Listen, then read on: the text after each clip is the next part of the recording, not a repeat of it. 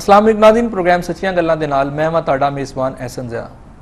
नाज़रीन, गुज़िश्ता 62 सालों के दौरान सियासतदाना, ब्यूरोक्रेट्स ते जरनैलां ते मुश्तमिल ट्राइका ने पाकिस्तान के कौमी वसाइल और दौलत को जिस बेदर्दी के नाल लुटिया है, NRO ते हाल ही मंजर आम ते आने वाली कर्जे मुआफ कराने वालियां दी जिहड़ी फहरिस्त है वो भरपूर गमाजी कर दी है।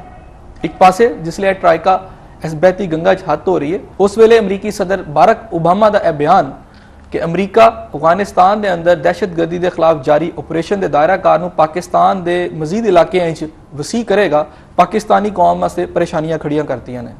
इन्हां चैलेंजेस नूं निपटन वास्ते पाकिस्तान के हुक्मराना ते सियासतदानां दा की किरदार होना चाहिए, इस हवाले नाल अज साडे नाल शरीके गुफ्तगू ने वज़ीर कानून पंजाब राणा सनाउल्लाह साहब, साडे दूसरे गैस्ट ने अशरफ सोना साहब जिहड़े सूबाई वजीर ने बराए लेबर। वेलकम जी तुहानूं सब तो पहले। मेहरबानी। राणा साहब, जी लिस्ट आई है NRO की पहले आई है, फिर हुण जी दूसरी लिस्ट आई है कर्जा माफ कराने वाले की, एक परसैप्शन यह भी आ रहा है कि नून लीग एहदे बड़ी क्लीयर होकर सामने आ रही है, तो किधरे ना किधरे नून लीग की फेवर है सारा कुछ के नाल पीपल्स पार्टी चुके हो रही जी साख है वो मुतासर हो रही है, काफ लीग भी मुतासर हो रही है और जी दीगर जमात हो रही ने, तो नून लीग जी बचती और निकलती नज़र आ रही है। क्या नून लीग एहदे बिहाइंड है, कोई किरदार है सारे अमल च? नहीं, ये यानी ये सोच जी है वो पाकिस्तान मुस्लिम लीग नून या उसकी क्यादत के पेश नज़र नहीं। दरअसल गल ये है कि हर चीज़ जी है वो एक अपना सफ़र तय करती है और मैच्योरिटी आती है, परफेक्शन आती है। इस तरह यानी साड़ी सोसाइटी ने जड़ा सफ़र तय किया उहदे विच हुण इस वेले असी उस मरहले ते पहुँच गए हैं कि इस वेले मीडिया एक्टिव है, बल्कि प्रोएक्टिव है। अदलिया जिहड़ी है अगर तुसी नीचे तक नहीं तो कम अज़ कम सुप्रीम कोर्ट जिहड़ा कि पूरे अदालती सिस्टम का कस्टोडियन है, उत्थे इस वेले आज़ाद मंश और जदोजहद करके उत्थे तक पहुँचने वाले लोग जिहड़े है ने अदलिया की आज़ादी दे विच ईमान रखने वाले लोग जिहड़े है जो बैठे ने, एक डेमोक्रेटिक सिस्टम जिहड़ा है वो मुल्क के अंदर मौजूद है। अगर मैं समझदा कि अगर असी अपनी पुरानियां गलतियां नूं कौम के सामने लिया के उन्हां विच जिस हद तक भी असी करैक्शन कर सकते हैं वो करैक्शन करिए, और कम अज़ कम अगर होर नहीं तो आइंदा वास्ते नसीहत पकड़िए, तौबा करिए, तो मैं समझदा कि वो इस मुल्क वास्ते भी और इस कौम वास्ते भी एक बहुत अच्छी शुरुआत हो सकती है। वो एक जमहूरीत का एक गिफ्ट हो सकता अपनी पूरी कौम वास्ते। इस करके हो सकता है कि अज तो 25 साल 30 साल पहलों एक कर्जा माफ़ करना कोई एडा वड्डा जुर्म ना समझा जाता होवे, लेकिन अज मैं समझदा कि अज इस कौम का शऊर इस सतह पर है कि अज कोई जुर्रत नहीं कर सकता किसी का कर्जा माफ़ करने का, बल्कि जिहड़े माफ़ किए हैं उन्हों भी कौम हिसाब लेना चाहती है। तो जे लेना चाहती है तो मैं समझदा कि सानू इहदे विच एडा शाही होने की जरूरत नहीं। जिहड़े लोग भी है ने, खा उन्होंने तलक पीपल्स पार्टी नाल है, खा उन्होंने तलक मुस्लिम लीग नून नाल है, खा जमात इस्लामी नाल है, उन्होंने कहा जाए कि जनाब जो तुसीं माफ़ करवाया है उहदे विच उन्हां दा जायज़ा ले लैण। उहदे विच अगर एक आदमी जिहड़ा है उन्हें कर्जा लिया, उस तो बाद दिवालिया हो गया और वो बिल्कुल भुखा नंगा हो गया, तो कोई शहर बची कोई नहीं, चलो उन्होंने माफ़ कर देन। लेकिन मैं एक मिल के उत्ते 2 अरब कर्जा लैके माफ़ कराउणा पिया, बाकी मेरियां 8 होर लगियां ने, तो मैनू तो चाहिए ना कि मैं वापस करा। मैं समझना कि वो कर्जे वापस होने चाहिए ने। 60% जिहड़े अफराद ने उस $2 योमिया कमा रहे हैं, 3 करोड़ 50 लाख अफराद ने जिन्होंने खुराक भी पूरी तरह नहीं मिल रही, 60,000 पावर लूम्स बंद ने, दीगर 60% जी इंडस्ट्री है वो बिल्कुल जी है बंद पई हुई है, 1 करोड़ 25 लाख अफराद बेरोजगार है।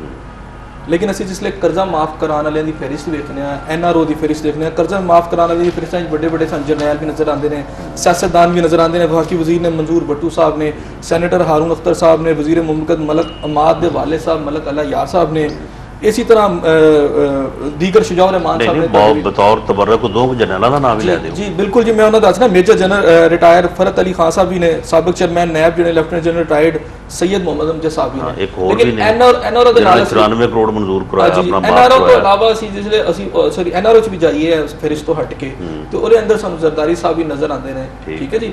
इसी तरह कर्जा माफ़ कराने जो प्राइम मिनिस्टर की जी वाइफ है उन्होंने भी जिक्र आया।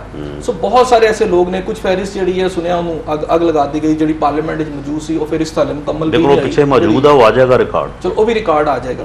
एक पासे तो लोगों को 2 वक्त की रोटी भी खाने से मिली, दूजे पासे एडे एडे बड़े नाम सामने आए हैं। ਜ਼ਰਦਾਰੀ ਸਾਹਿਬ, क्या ਇਹਨਾਂ ਲੋਕਾਂ ਦੇ ਖਿਲਾਫ ਇਹਨਾਂ ਦਾ ਕੋਈ ਇਹਤਸਾਬ ਨਹੀਂ ਹੋਣਾ ਚਾਹੀਦਾ, ਇਹਨਾਂ ਦੇ ਖਿਲਾਫ ਕੋਈ ਐਕਸ਼ਨ ਨਹੀਂ ਹੋਣਾ ਚਾਹੀਦਾ? ਗੱਲ ਇਹ ਕਿ ਇਹਨਾਂ ਦਾ ਇਹਤਸਾਬ ਹੋਣਾ ਚਾਹੀਦਾ। ਜਿਨ੍ਹਾਂ ਲੋਕਾਂ ਨੇ ਕਰਜ਼ੇ ਮਾਫ ਕਰਵਾਏ ਨੇ, ਅਸੀਂ ਤੇ ਅਸਲੇ ਬਿਲਕੁਲ ਸਾਡਾ ਤੇ ਦੋ ਟੋਕ ਮੌਕਫ ਹੈ, ਇਹਨਾਂ ਲੋਕਾਂ ਦਾ ਇਹਤਸਾਬ ਵੀ ਹੋਣਾ ਚਾਹੀਦਾ ਤੇ ਇਹਨਾਂ ਕੋਲੋਂ ਪੈਸੇ ਵਾਪਸ ਲੈਣੇ ਚਾਹੀਦੇ ਨੇ, ਸਦਰ ਸਾਹਿਬ ਦੇ ਬਾਰੇ ਜਿਹੜਾ ਵੀ ਇਹਨਾਂ ਵਿੱਚੋਂ ਦੇ ਸਕਦਾ ਹੈ। ਸਦਰ ਸਾਹਿਬ ਦੇ ਬਾਰੇ ਕੀ ਕਹਿੰਦੇ ਹੋ, ਜਾਂ ਪ੍ਰਾਈਮ ਮਿਨਿਸਟਰ ਸਾਹਿਬ ਦੀ ਜਿਹੜੀ ਵਾਈਫ ਅਗਰ ਪ੍ਰਾਈਮ ਮਿਨਿਸਟਰ ਸਾਹਿਬ ਦੀ ਵਾਈਫ ਦੇ ਮੁਤਲਕ ਤੇ ਉਹਨਾਂ ਨੇ ਪੂਰੀ ਵਜ਼ਾਹਤ ਜਿਹੜੀ ਹੈ ਉਹ ਦਿੱਤੀ ਹੈ, ਔਰ ਉਹਨਾਂ ਨੇ ਕਿਹਾ ਕਿ ਉਹਨਾਂ ਨੇ ਕੋਈ ਕਰਜ਼ਾ ਜਿਹੜਾ ਹੈ ਉਹ ਮਾਫ ਨਹੀਂ ਕਰਿਆ, ਬਲਕਿ ਉਹਨਾਂ ਨੇ ਬਹੁਤ ਬੜੀ ਗੱਲ ਕੀਤੀ।